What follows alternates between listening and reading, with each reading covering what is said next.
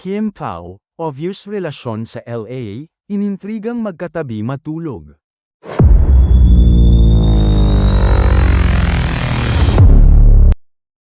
Dalawa sa mga sikat na celebrities na nasa Los Angeles, California ngayon ay ang Kim Pao love team nina Kim Chiu at Paolo Avellino.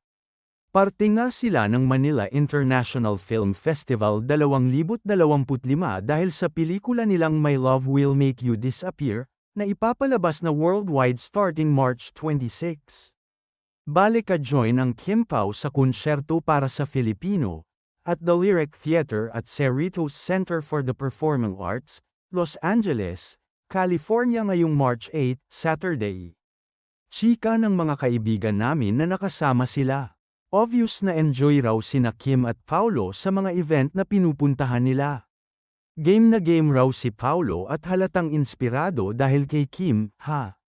Sa Thanksgiving dinner nga raw ng Manila International Film Festival ay talagang game ang dalawa sa mga nagpapapicture sa kanila. Si Kim ay kilala naman talaga sa pagiging bungis-ngisin, pero si Paolo raw ay palagi ring nakangiti.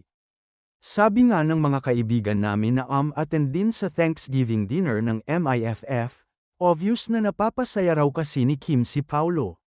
Bongga, komento naman ng iba. Halata din daw ang relasyon ng Kim Pao sa mga kilos nila sa LA, ha?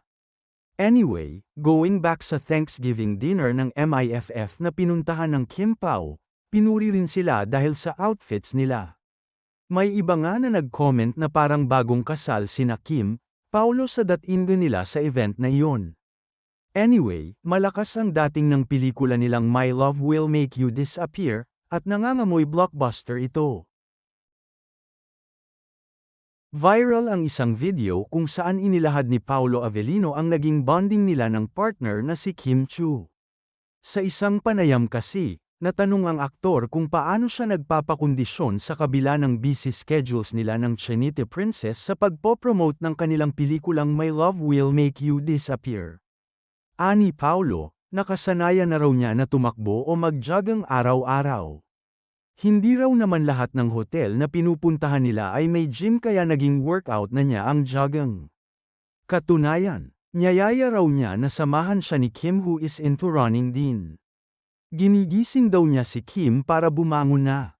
Nag-react naman ang audience sa kanyang naging revelasyon. Tila nadulas daw kasi ang aktor kaya inintrigang nagkaroon ng notion na tabi silang natutulog umano ni Kim.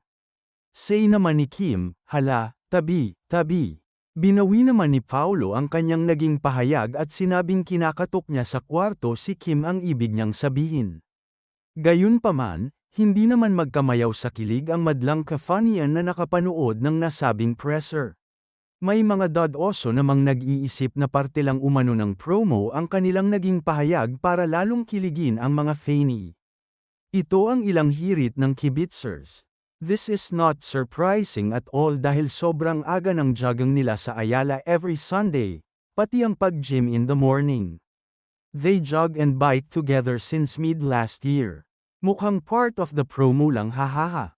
Para pasayahin ang fans. I don't think they will share something like this to the public although there's nothing wrong naman kung tabi na silang matulog.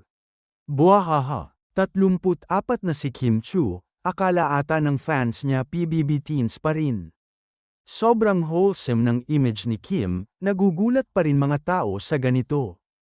Almost 1 year na silang nagjo-jogging every weekend morning plus lahat ng out-of-country trips nila nagjo-jogging din sila together, madalas sila lang dalawa.